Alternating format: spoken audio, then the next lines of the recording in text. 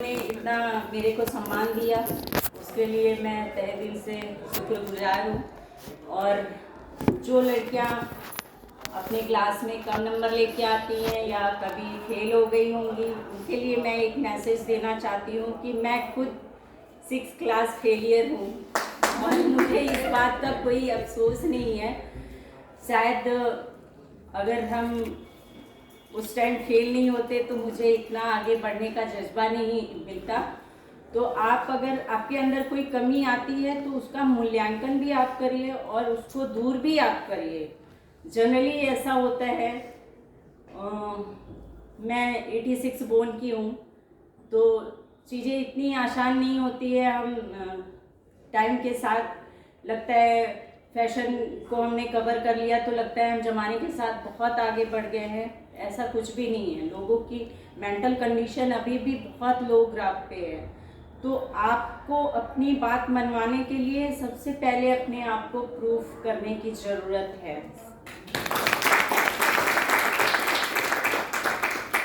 और कहते हैं कि पहले के लोग कहते थे खेलोगे कूदोगे होगे खराब, पढ़ोगे लिखोगे होगे नवाब। तो मैं ये कहती हूँ, एक खिलाड़ी पढ़ाई कर सकता है, एक प्रोफेशनल खिलाड़ी पढ़ाई कर सकता है, लेकिन एक प्रोफेशनल पढ़ने वाला व्यक्ति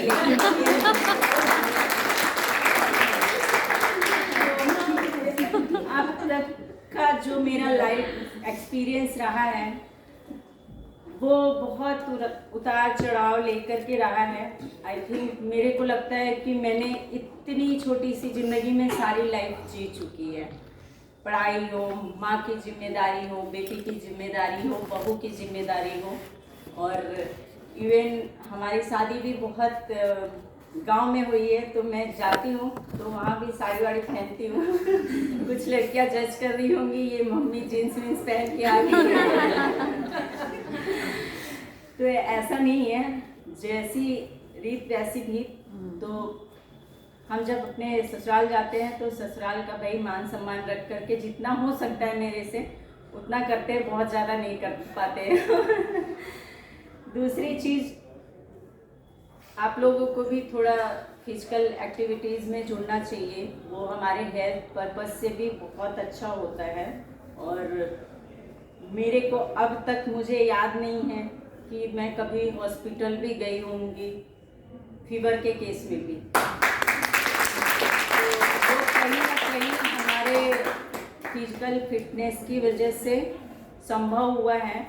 और डॉक्टर मैम हैं यहाँ पे, वो ज़्यादा आपको क्लियरली बता सकती हैं कि जो फिजिकल एक्टिविटीज़ करते हैं रूटीन से, आप उसके बेनिफिट्स मैडम को भी पता होंगे कहीं ना कहीं। तो आप तो ये हो गया है कि जैसे आप स्पोर्ट्स लाइन में जाते हो तो आपको अलग अलग क्षेत्र में जॉब भी है। स्पोर्ट्स कोटे में आपके कस्टम में है, पोस्टल में है, रेलवेज में है, पुलिस में है, इनकम टैक्स में है। तो बहुत सी चीज़ें हैं। जैसे स्पोर्ट्स को लेके लोगों के अंदर थोड़ी गलत अवधारणाएं भी है। तो मैं नहीं कहती आप सब लोग जाओ स्पोर्ट्स में पार्टिसिपेट करो, आप करने के योग्य भी नहीं हो, लेकिन अपनी फिटनेस को लेकर के आप जा सकते हैं। दूसरी चीज़, जो अपकमिंग जनरेशन हमारी आ रही है उसको आप भेज सकते हो, उसको मोटिवेट कर सकते हो। तो समय बहुत कम है और शायद मैंने बहुत ज़्यादा टाइम ले लिया। और तो जब 6th क्लास में मैं फेल हुई, ये विद्यापीठ के बैक साइड पे एक स्कूल है, राजकीय बालिका इंटर कॉलेज, में इसी में पढ़ती थी। तो मैं यहीं लोकल रहने वाली हूँ और संपूर्ण विश्वविद्यालय के पूर्वी गेट पे मेरा घर है। और चूँकि मेरे फादर गांव से हैं तो मेरी मम्मी नानी के पास रहती थी, सिंगल थी। तो हम लोग जब शहर में आए तो शहर में एजुकेशन तो हमारी बहुत अच्छी नहीं हुई, लेकिन मैंने अपने में मूल्यांकन ये किया कि हम जिस एक्टिविटीज़ में ऊपर हैं कम से कम उसी को थोड़ा सा फोर्स करके इतना ऊपर उठा दे कि लोगों की नज़र मेरे तक पहुंच जाए। तो आपको जब भगवान हमें धरती पे भेजता है तो सबको नंगा ही भेजता है, सबको 2 हाथ 2 पैर और 2 आंखें 1 नाक 2 कान यही सब दे करके भेजता है। तो आपके वातावरण से ही डिसाइड होता है कि आप किस वे में जा रहे हो। इसलिए आप जब भी कोई काम करने के लिए घर से निकलो तो पहले सोचो कि हमको करना है या नहीं करना है। जब करना है तो इतनी मजबूती से करना है कि अगर आपके बगल वाला भी बोले कि नहीं यार ये चीज़ें क्या है, ऐसे है वैसे है। और मैं यहाँ एडमिशन ली हूँ तो कुछ नहीं 16 साल का गैप हो गया है मेरी पढ़ाई को लेकर के। आई थिंक जिस बैच में मैंने एडमिशन लिया है शायद मैं पढ़ने में सबसे कमज़ोर होंगी वहाँ के, लेकिन मुझे लगता है कि मेरा इतने दिन बाद ये डिसीजन लेना ही अपने आप में एक दमदार साबित होने वाला है। तो केवल आपका नंबर आपको पहचान नहीं दिलाता है, आपका जज्बा, आपका हौसला, आपका एक्सपीरियंस आपको पहचान दिलाता है। तो हो सकता है कि मैं बहुत ज़्यादा नंबरों से ना पास हूँ, लेकिन कहने का मतलब है कि प्रैक्टिकल मेरे को इतना एक्सपीरियंस हर फील्ड से इकट्ठा कर लिया है मैंने कि उसके आधार पे मेरे को आगे के आने वाले जनरेशन के लिए मैं एक टीचर का रोल प्ले करना चाहती हूँ। क्योंकि कभी कभी होता है कि अगर आपको कोई अच्छा दिशा दिखाने वाला नहीं होता है तो आप ऐसे ऐसे जाना हमको सीधा ही है, लेकिन हम इधर से घूम के जाते हैं। अगर आपको मार्गदर्शक अच्छा मिल गया तो आप यहाँ से सीधा जाते हो। तो ज़्यादा आप लोगों का समय ना लेते हुए मैं अपने वाणी को विराम देती हूँ।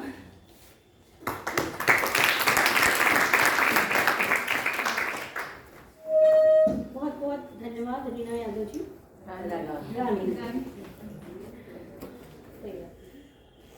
कौन कहता है कि लड़कियां सिर्फ पैरों से स्कूटी रोकना जानती हैं? कौन कहता है कि लड़कियां सिर्फ पैरों से स्कूटी रोकना जानती हैं? ये नए भारत की बेटियां हैं जनाब, जो हम भी दुश्मन को रंगना जानती हैं, जो हवा में भी दुश्मन को रंगना। ऐसी इन बेटियों के जज्बे को सलाम। क्योंकि अब पहले जो नहीं था, हवाई सेना में लड़कियों का विंग नहीं था, लेकिन अब उनकी सेफ्टी और सुरक्षा और बाकी चीज़ों को दृष्टिगत रखते हुए उनका भी विंग्स बन गया है। और उसी विंग्स के तहत देखो, लड़कियां कमज़ोर होती हैं शरीर से, ये बात मानने वाले लोग भी ये मानते हैं कि उनके हौसले उन लड़कों से भी अधिक मजबूत हैं जो उनको रोकने के लिए उठते हैं। हमारे बीच में उपस्थित 2 ये महान विभूतियाँ। और अब मैं मैडम के बारे में कहना चाहूँगी। बीमारी और लापरवाही को जिंदगी से हमारी हटा दिया, बीमारी और लापरवाही को जिंदगी से हमारी हटा दिया। कोरोना ने डॉक्टर्स का महत्व सारी दुनिया को बता दिया। बिल्कुल सही। ये जो कार्यक्रम है और इसमें इतनी सहजता है कि इसमें जो भाव और जो एक फॉर्मेट होता है वो सब उलट पलट हो गया है, परंतु उसको फिर भी थोड़ा सा संभालते हुए हमारे बीच में उपस्थित डॉक्टर नंदनी सिंह मैडम है, जो आप इन लोगों का वाचिक परिचय, बृहद परिचय बताने के लिए तैयार थी, लेकिन वो मिस हो गया है। तो कोई चीज छूटे ना, आप तक सारी चीजें पहुंच जाए। हाँ, इसलिए मैं आपको आमंत्रित करती हूँ कि आप हमारे मुख्य वो मिस नहीं हुआ है, वो भी है बीच में ही है, मिस नहीं हुआ है। भाई मिस नहीं होना चाहिए कोई चीज। अभी हम लोगों ने दोनों विशिष्ट जो विभूतियां हमारे बीच में उपस्थित हैं, रानी यादव जी, और उससे पूर्व हमने डॉक्टर शिप्राधर मैडम को सुना। आपको लग रहा होगा कि कैसे कुछ लोग देखने, सुनने, समझने में हम जैसे ही हैं, लेकिन वो अपने प्रयास से, अपने हौसले से एक ऐसा मुकाम पा लेते हैं कि उन्हें देखकर, उन्हें सुनकर हम सब प्रेरित होते हैं। तो ऐसी दो विभूतियां, दो शख्सियत हमारे बीच में उपस्थित हैं और उन्हें महिला अध्ययन केंद्र के माध्यम से प्रोफेसर वंदना सिन्हा मैडम के नेतृत्व में पुरस्कृत करते हुए हम सभी बहुत ही गौरवान्वित महसूस कर रहे हैं। अनीता मैडम ने ठीक ही कहा कि फॉर्मेट कुछ उलट पुलट हो गया है, लेकिन दोनों विभूतियों की उपलब्धियां इतनी विशेष हैं कि उसे आपके सामने रखने से हम अपने आप को रोक नहीं पा रहे हैं। इसलिए उस क्रम में मैं पहले डॉक्टर शिप्रा धर मैडम के विषय में बताना चाहती हूँ। आपने अपनी मेडिकल की शिक्षा काशी हिंदू विश्वविद्यालय से पूर्ण की और उसके पश्चात आप काशी मेडिकेयर नामक हॉस्पिटल की आपने एक आधारशिला रखी, उसकी आप डायरेक्टर हैं। मैडम ने ये अनुभव किया कि किस तरह अस्पतालों में जब बेटियों का जन्म होता है तो लोगों के चेहरों पर एक मायूसी सी आ जाती है, और जब बेटों का जन्म होता है, बेटे का जन्म होता है, तो एक अलग ही रिएक्शन होता है। आज कितना भी हमारा समाज एक प्रोग्रेसिव हो गया है, बहुत सारी चीज़ें हैं, बट छोटी छोटी चीज़ें और महिला या लड़की होने के कारण हम उसे महसूस करते हैं। मैडम ने भी उस चीज़ को महसूस किया, लेकिन केवल उस पर विषाद करने की बजाय उन्होंने कुछ स्टेप लेने के लिए सोचा, और इसी क्रम में उन्होंने 2014 से बेटी नहीं है बोझ, आओ बदले सोच, इस मुहिम के तहत उन्होंने एक बहुत ही खूबसूरत शुरुआत की, जिसका उल्लेख वंदना सिन्हा मैम कर रही थी कि उनके अस्पताल में अब निःशुल्क डिलीवरी सुनिश्चित करती हैं वो, यदि बालिका का जन्म होता है। और इस प्रयास में अभी तक 428 if I am not wrong 476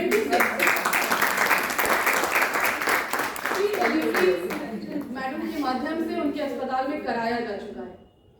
ma'am, ये एक पर्सनल फीलिंग है चिकित्सक को लेकर, शिक्षक और डॉक्टर, ये इन लोगों के प्रति एक भगवान का दर्जा हम सबके मन में रहता है, लेकिन कहीं ना कहीं जो एक भौतिकवादिता का वातावरण हमारे समाज में आ गया है, विशेष रूप से चिकित्सा जो एक क्षेत्र है, ऐसे लगने लगता है कि कहीं वो दर्जा जो है वो डगमगा सा रहा है।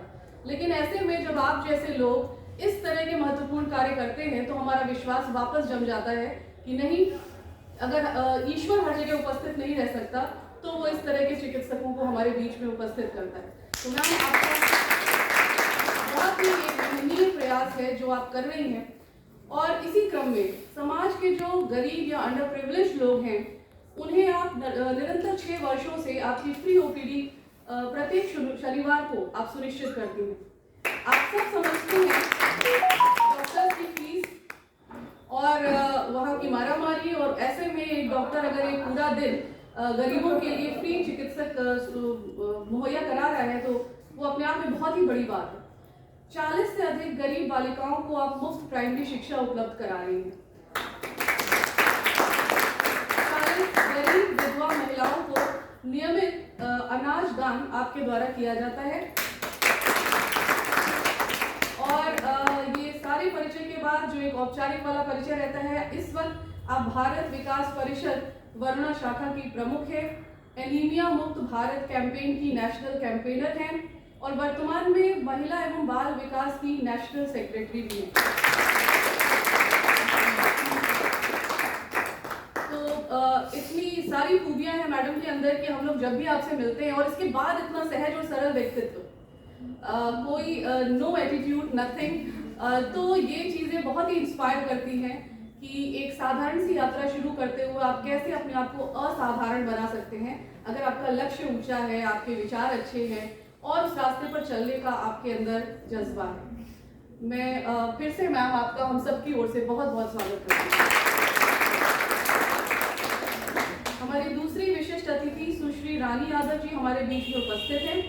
मेरे पास इनकी उपलब्धियों की लगभग 2-2.5 पन्ने की पूरी लिस्ट थी, जिसमें इतने मेडल्स इन्होंने पाए हैं कि वो सबकी गणना यहाँ करना असंभव है। मैंने कोशिश की है कि उसमें से कुछ, जिसमें ये गोल्ड मेडलिस्ट रही हैं नेशनल लेवल पे, उनका उल्लेख आपके सामने करूंगी। पर मैं ये भी कहना चाहती हूँ कि आज आप जब यहाँ बोल रही थी तो मैं बड़े ध्यान से सुन रही थी। हम लोगों से उम्र में कितनी कम है, लेकिन जैसे कहते हैं ना, अनुभव जब बोलता है ना तो बड़े बड़े भी सुनते हैं, सोचते हैं, समझते हैं, क्योंकि एक्सपीरियंस से जो चीज़ें आपकी ज़िंदगी में आती हैं या जो आप बनते हैं वो किताबी चीज़ों से वो चीज़ नहीं आ सकती। और बहुत ही गंभीर और बहुत मीनिंगफुल आपने अपना वक्तव्य दिया, जो कुछ भी बताया।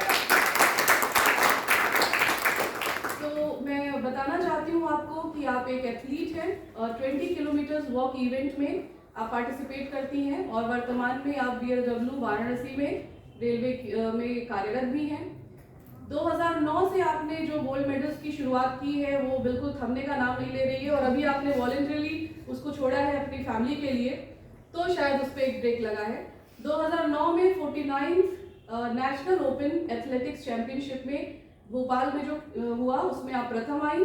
उसके बाद 54th national inter state senior athletics championship में 2014 में आप प्रथम आई।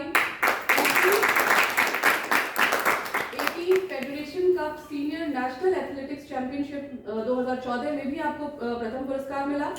55th national inter state senior athletics championship 2015 में आपको प्रथम पुरस्कार मिला।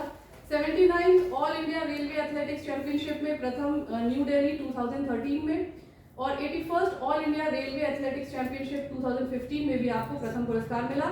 और ये केवल एक झलकी है, एक झलक है उन बहुत सारे पुरस्कारों के बीच में से, क्योंकि सबका वाचन करना संभव नहीं था।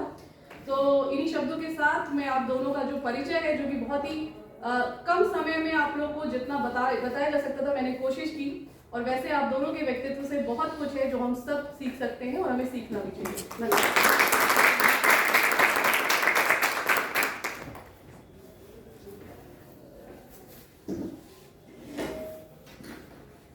बहुत बहुत धन्यवाद नंदिनी मैम।